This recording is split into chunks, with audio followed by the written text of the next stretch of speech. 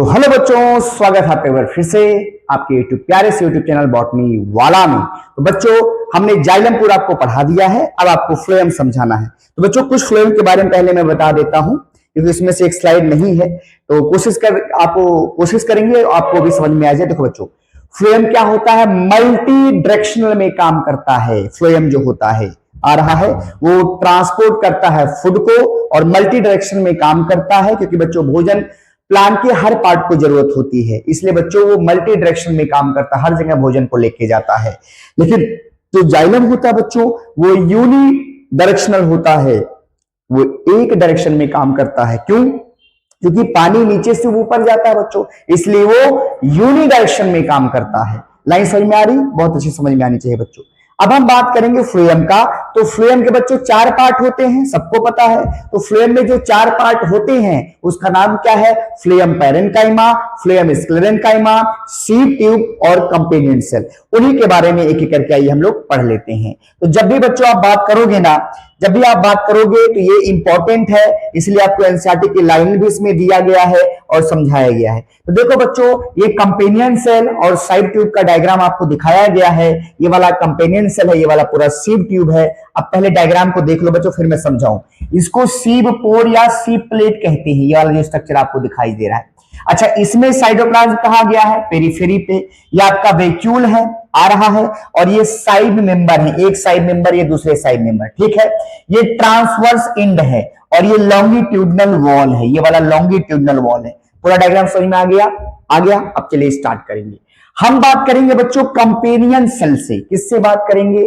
Companion cell से बात करेंगे। तो जब भी बच्चों आप बात करेंगे कंपेनियन सेल से, तो कंपेनियन सेल के पास न्यूक्लियस होता है और वो लिविंग होता है आ रहा है, और पैरेन्काइमा से बना होता है, पैरेन्काइमेटस होता है, और वो क्लोजली साइड ट्यूब से जुड़ा होता है, एसोसिएटेड होता है। ये कंपेनियन सेल इस साइड ट्यूब से जुड़ा हुआ है बच्चों, closely associated with the side tube element. दूसरी बात, इसका जो बच्चों फंक्शन होता है, साइड ट्यूब का जो फंक्शन होता है, कौन चलाता है? कंपेनियन सेल चलाता है। तो साइड ट्यूब का फंक्शन न्यूक्लियस, कंपेनियन सेल के न्यूक्लियस के जरिए कंट्रोल होता है। इसका मतलब साइड ट्यूब के अंदर न्यूक्लियस नहीं पाया जाता है, न्यूक्लियस पाया जाता है बच्चों। तो ये ट्रांसपोर्ट कैसे करता है? इसकी जगह को खाली करेंगे तब तो काम कर पाएगा ना बच्चों, इसीलिए बच्चों इसको पूरा खाली कर दिया जाता है ताकि तुम काम कर सको। नेक्स्ट बच्चों, ये प्रेशर बनाता है। कंपेनियन सेल क्या करता है? प्रेशर बनाता है, साइड ट्यूब का प्रेशर ग्रेडियंट को बच्चों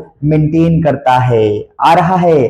साइड ट्यूब के प्रेशर ग्रेडियंट को मेंटेन करता है कौन बच्चों? Companion cell. दूसरा देखो बच्चों, लिखा गया होगा कि कंपेनियन सेल और साइड ट्यूब एक दूसरे से पिट्स के जरिए कनेक्टेड होते हैं। देखो लिखा है कि साइड ट्यूब और कंपेनियन सेल पिट्स के जरिए कनेक्टेड होते हैं। तो बच्चों क्या क्या समझा कि कंपेनियन सेल का न्यूक्लियस साइड ट्यूब को क्या करता है? कंट्रोल करता है। और इन दोनों के बीच में क्या होता है? एक लॉन्गिट्यूडनल वॉल होता है, उसमें पिट्स फील्ड होता है, एक दूसरे से पिट्स फील्ड से कनेक्टेड होते हैं। और बच्चों ये प्रेशर ग्रेडियंट मेंटेन करता है कंपेनियन सेल किसका? साइड ट्यूब का। इतनी बातें समझ में आ गई बच्चों? आगे होंगी। अब साइड ट्यूब की बात कर लो बच्चों। लॉन्ग है, नैरो है, लॉन्ग है बच्चों, arrange longitudinally associated with companion cell. Side tube long होता है, नैरो होता है बच्चों। दूसरी बात, ये कंपेनियन सेल से लॉन्गिट्यूडनली अटैच होता है। कौन? सीब ट्यूब बच्चों। नेक्स्ट बच्चों, कह रहा है कि जो साइड ट्यूब होता है और कंपेनियन सेल होता है, उनके बीच में एक लॉन्गिट्यूडनल वॉल होता है। क्या होता है? लॉन्गिट्यूडनल वॉल होता है। एनसीईआरटी की लाइन बता रहा हूं बच्चों। कंपेनियन सेल और साइड ट्यूब के बीच में लॉन्गिट्यूडनल वॉल होता है। क्या होता है? लॉन्गिट्यूडनल वॉल होता है, दोनों के बीच में पिट्स होता है। कंपेनियन सेल का न्यूक्लियस साइड ट्यूब को कंट्रोल करता है। कह रहा है कि जो इंड वॉल होता है सीब ट्यूब का, वो परफोरेटेड होता है, उसमें साइड प्लेट पाया जाता है। क्या पाया जाता है बच्चों?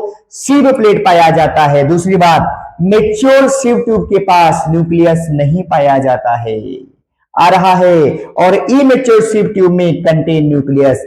इमेच्योर अगर सीब ट्यूब होगा तो उसके पास न्यूक्लियस होगा। तो अगर आरबीसी मेच्योर है और साइड ट्यूब मैच्योर है तो न्यूक्लियस पाया जाएगा। अगर साइड ट्यूब आरबीसी इमैच्योर है तो न्यूक्लियस बच्चों नहीं पाया जाएगा। ये बच्चों किसका था? सीव ट्यूब और कंपेनी सेल खत्म हो गए। अब आइए बच्चों फ्लोएम पैरेन्काइमा की बात करेंगे।